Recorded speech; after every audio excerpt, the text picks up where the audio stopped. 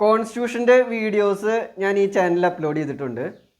അതിൽ ആ പ്ലേലിസ്റ്റ് നിങ്ങൾ നോക്കിക്കഴിഞ്ഞ് കഴിഞ്ഞാൽ കോൺസ്റ്റിറ്റ്യൂഷൻ്റെ 1, 2, 3 ഫസ്റ്റ് 3 വീഡിയോസ് കണ്ടു കഴിഞ്ഞ് കഴിഞ്ഞാൽ 1 തൊട്ട് 35 വരെയുള്ള ആർട്ടിക്കിൾ ഞാൻ ആ 3 വീഡിയോസിൽ പറഞ്ഞിട്ടുണ്ട്.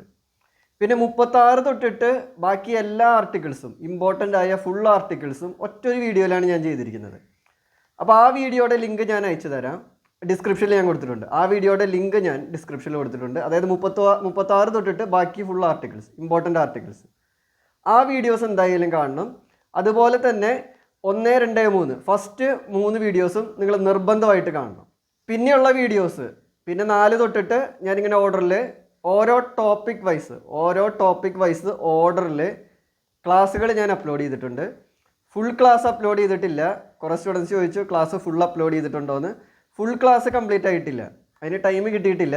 എന്നാലും കുറേ ക്ലാസ്സസ് അപ്ലോഡ് ചെയ്തിട്ടുണ്ട്. പ്ലസ് ഞാൻ എന്ത് ചെയ്തിട്ടുണ്ട്, കോൺസ്റ്റിറ്റ്യൂഷൻ്റെ മാത്രം സെപ്പറേറ്റ് ആയിട്ട് ഗൈഡ് ഇറക്കിയിട്ടുണ്ട്. അപ്പോൾ ആ ക്ലാസ്സുകളും പ്ലസ് ആ ഗൈഡും വാങ്ങിയാൽ ആ കോൺസ്റ്റിറ്റ്യൂഷൻ ഫുള്ള് നമുക്ക് സ്കോർ ചെയ്യാൻ പറ്റും. കേരള ലോ ആൻഡ് റിച്ച് എക്സാമിന് പുതിയ പാറ്റേൺ പ്രകാരം 2024 5 ഇയർ LLBക്ക് 25 ക്വസ്റ്റ്യൻസ് ആണ് കോൺസ്റ്റിറ്റ്യൂഷനിൽ നിന്ന് ചോദിച്ചത്. അതുപോലെ 2024 3 ഇയർ LLBയിൽ ഏകദേശം 20ഓളം ക്വസ്റ്റ്യൻസും കോൺസ്റ്റിറ്റ്യൂഷൻ റിലേറ്റ് ചെയ്ത് ചോദിച്ചിരുന്നു. അപ്പോൾ ഈ ക്വസ്റ്റ്യൻസ് നമുക്ക് ഏകദേശം ചില ക്വസ്റ്റ്യൻസ് റിപ്പീറ്റ് ചെയ്തടക്കം വരുന്നുണ്ട്. അപ്പോൾ ആ ക്വസ്റ്റ്യൻസ് നമ്മൾ ഫുള്ള് സ്കോർ ചെയ്യണം. എൻ്റെ ഗൈഡിൽ ഞാൻ കൊടുത്തിരിക്കുന്നത് എങ്ങനെയാണെന്ന് പറഞ്ഞാൽ ഇപ്പോൾ ഫണ്ടമെൻ്റൽ റൈറ്റ്സ് അതിൻ്റെ നോട്ട് ഫുള്ള് കൊടുത്തിട്ടുണ്ട്, ക്ലാസ് ഫുള്ള് ഗൈഡിൽ ഞാൻ കൊടുത്തിട്ടുണ്ട്.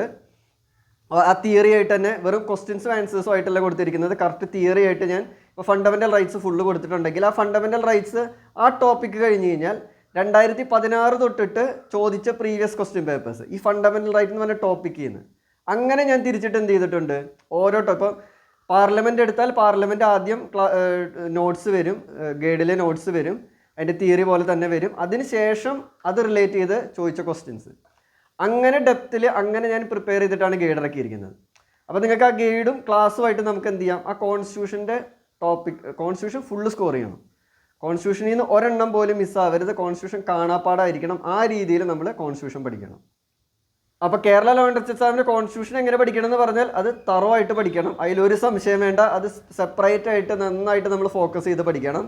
ക്ലാസ്സുകൾ അപ്ലോഡ് ചെയ്തിട്ടുണ്ട്, ക്ലാസ്സുകൾ കാണുക, പ്ലസ് എന്ത് ചെയ്യുക, ഗൈഡ് നോക്കുക, ഗൈഡ് നോക്കി പഠിക്കുക. നമ്മൾ അതിൽ ഫുള്ള് സ്കോർ ചെയ്യുക, അതിൽ ഒരു വിട്ടുവീഴ്ചയും പാടില്ല.